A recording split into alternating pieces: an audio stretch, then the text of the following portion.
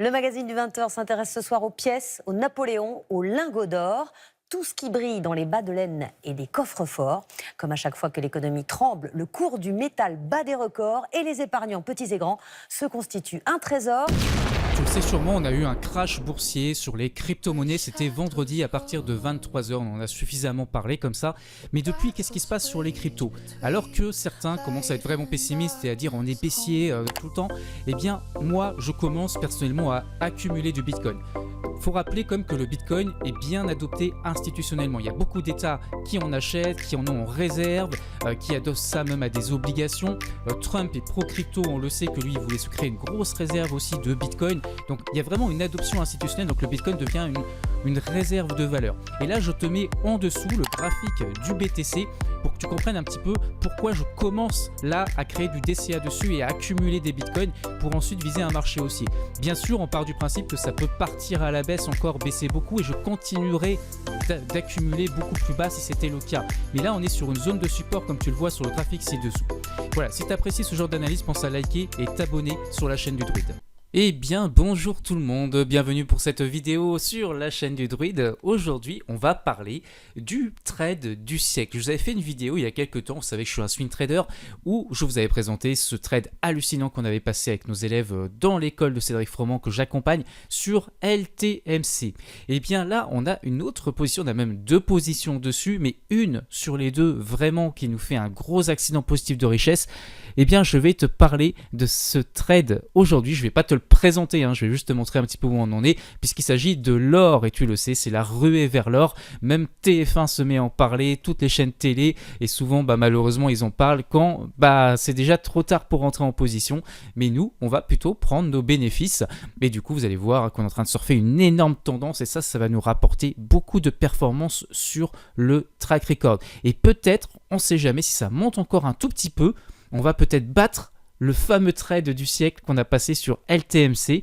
Et donc on va voir ça sans doute pour la semaine prochaine, si ça se fait ou pas, si on bat ce record historique. Et ça serait génial, mais en tout cas ça devrait augmenter pas mal notre performance, parce qu'en plus on a deux positions nous dessus. Donc les deux positions vont se clôturer quasiment en même temps et on va avoir des gains énormes. Voilà, donc ça c'était juste pour le petit point swing trading, et aujourd'hui on va faire le sentiment de marché. Et je voudrais juste te rappeler en même temps dans cette vidéo, j'avais fait une vidéo cette semaine sur mon trade sur CAMT, c'est pareil, c'est du swing trading, mais je t'explique tout de A à Z, de la prise de position jusqu'à la tendance qu'on a surfé dessus, pour que tu comprennes les raisons aussi fondamentales qui m'ont poussé à prendre ce trade avec nos élèves. Donc je t'explique tout ça dans cette vidéo, n'hésite pas à la regarder, parce que je pense que vous n'êtes pas beaucoup à l'avoir vue, donc elle est ici, je vous mets le petit tag en dessous, elle est sur la chaîne, c'est une des dernières vidéos longues postées. Voilà, je vous souhaite un excellent visionnage pour ce sentiment de marché, et c'est parti, let's go. En tout cas, voici le SP500 et vous voyez qu'il est toujours ancré dans un grand canal aussi à long terme. Donc vous savez que j'ai pas la même vue que Cédric. J'attends que cette cassure, que cette résistance casse par le nord, ce qui peut tout à fait arriver dans quelques temps, peut-être pour la fin d'année, pour réajuster bien sûr ce canal.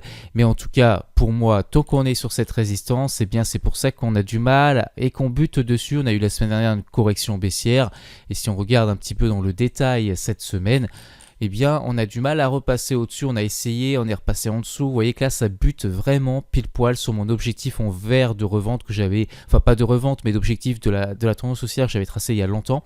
Eh bien on est en plein dedans. Alors on a l'air quand même de bien résister en suspension, donc tant qu'on ne se retourne pas et qu'on ne vient pas faire de nouveau plus bas, eh bien on n'est pas dans une correction baissière suite à l'atteinte de cette résistance. Mais il faut quand même garder en tête qu'on ne sait jamais. Le scénario d'un retour vers la résistance, ou même d'une correction un peu comme ça profonde et de remontée, il peut toujours arriver, et ça ferait une baisse, comme on disait la semaine dernière, de moins 7%, ce qui n'est pas si énorme que ça en réalité. C'est pour ça que ça reste un scénario plausible, c'est une correction de moins 7%, c'est du classique. Et ça laisserait beaucoup de marge pour finir la fin d'année en marché haussier.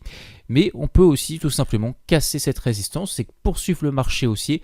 Peut-être que ce qui serait bien qu'on ait, c'est qu'on consolide là sur les ATH, c'est-à-dire que là on pourrait remonter même au-dessus de la résistance au niveau des ATH ici, et consolider un petit peu latéralement quelques temps, et pourquoi pas là sur la fin novembre et décembre, janvier, pour repartir dans la poursuite du marché haussier. Et là on sera certainement dans une bulle à un moment donné, et peut-être qu'on finira par avoir un crash boursier de nouveau pour réassainir un petit peu l'ensemble des marchés.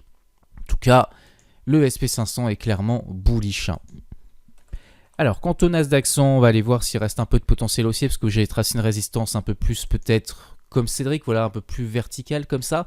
J'avais mis un premier objectif ici en zone verte, donc si on va rejoindre cet objectif, eh bien ça nous laisse encore un petit peu de hausse, 3-4%, 4% de hausse pour rejoindre cet objectif.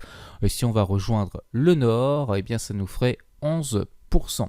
Alors, l'euro-dollar, hein, je rappelle qu'on avait atteint cette grosse résistance, qu'on a buté, on a baissé depuis. Voilà, on est toujours en train de consolider, hein, donc il faudrait que, peut-être que dans les prochains mois, trimestres, on va casser par le bas et faire des nouveaux plus bas pour aller rejoindre cette zone ici à minima et à 1,12. Et puis qui sait, repartir en correction très forte si jamais la macro le permettait. Mais ça, nous le verrons plus tard. Donc pour rappel, ce trade LTMC, hein, c'était cette énorme tendance là qu'on a surfé.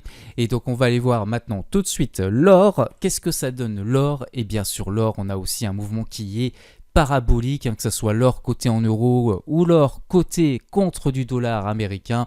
Et donc voilà, on a cette énorme tendance. Regardez, elle a commencé en train de s'envoler et d'accélérer. Et forcément, dans ces cas-là, les médias commencent à en parler partout. C'est un peu la même chose, hein, quand c'est les cryptos, quand c'est le Bitcoin qui se met à accélérer comme ça très fort.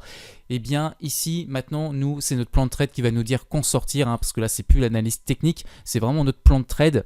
Et donc là on surfe ça tranquillement. Donc c'est une tendance que je vais te mettre aussi en hebdomadaire, hein, pour que tu vois un petit peu ce mouvement qui accélère, qui est vraiment, regardez cette verticalité, c'est impressionnant. Et on va le voir encore plus sur la vue en mensuel que je vais vous mettre juste après. Donc là si je devais mettre une flèche, on la ferait comme ça. Du coup on sent vraiment que le mouvement est beaucoup plus ample que là, et ça nous indique peut-être à un moment donné ça va s'essouffler et qu'on aura un retour du bâton aussi, hein, qui sera tout aussi important. Donc c'est pour ça que nous, avec nos élèves, on a commencé déjà à placer nos petits stops physiques pour lundi.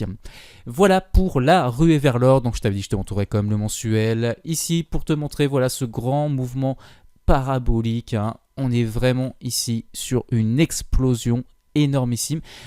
Alors on va juste regarder maintenant quelques positions, et je voulais te parler du LVMH parce que je t'avais fait aussi des vidéos sur la chaîne pour te dire, hein, je sais plus dans quelle zone, que c'était intéressant pour moi de l'acheter. Et depuis, LVMH est en train de décoller, hein, forcément ma plus-value augmente aussi sur mon assurance vie, hein, où j'ai la position.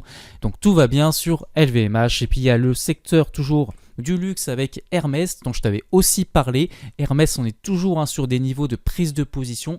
Tu vois que je t'avais tracé cette résistance ici, tu vois que moi je suis rentré plus bas, hein, mais je t'avais tracé cette résistance chartiste sur les 2100, 2200 points. Et bien on est en train de la casser potentiellement, hein. On a vraiment un petit breakout là de ce niveau. Alors il faudra une confirmation lundi ou mardi qu'on fasse un nouveau plus haut, mais si c'est le cas, eh bien ça devrait rattraper ce qui est en train de se passer sur LVMH, hein. Donc on est vraiment sur un secteur qui est en train de décoller. J'avais fait sur les shorts également, j'avais parlé de SEB. Alors je voudrais juste revenir sur ça. SEB, c'est tout à fait possible, hein, je tiens à le dire, que là on ait fait un point bas et que là ça soit un excellent prix d'entrée.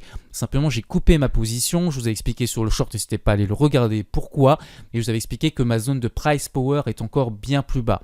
Mais savoir qu'ici SEB est déjà entre guillemets sous-valorisé.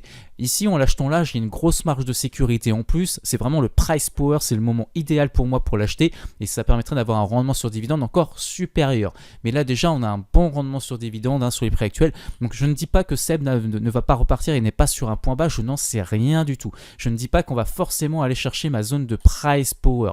Je voulais vraiment insister là-dessus dans cette vidéo parce que dans le short, je n'ai pas le temps d'expliquer tout ça. Je suis obligé d'aller vite pour tenir sur 1 minute.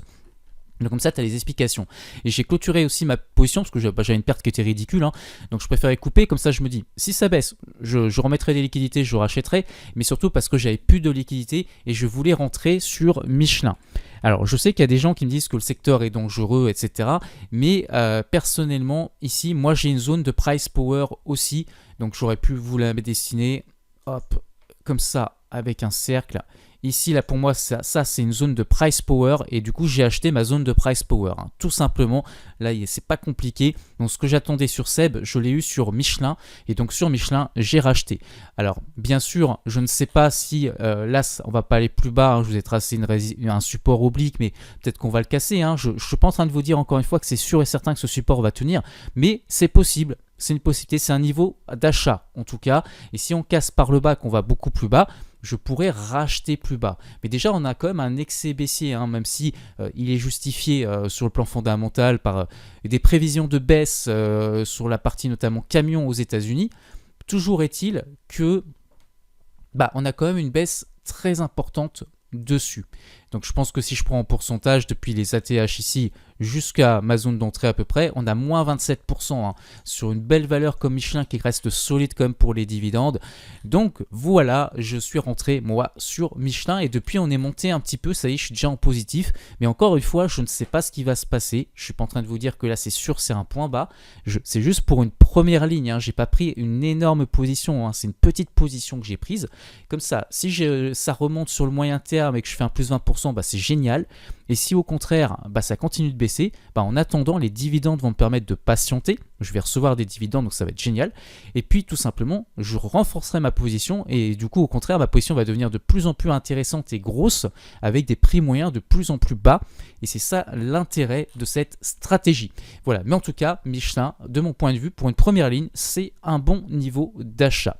Voilà pour aujourd'hui, on peut peut-être terminer quand même sur Total Energy, hein, ma fameuse action à dividende du PEA, Total Energy bien sûr qui est sous ma zone de price power.